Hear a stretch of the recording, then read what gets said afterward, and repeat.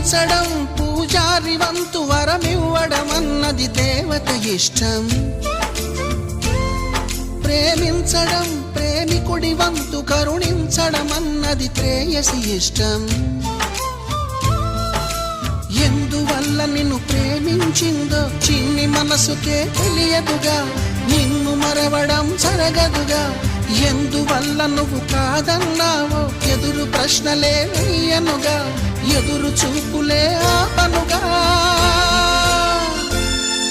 ఏనాటికో ఒకనాటికి నీ ప్రేమ సాధిస్తా. నిన్ను చూడాలని ఉన్నా, నిన్ను చూడాలని ఉన్నా,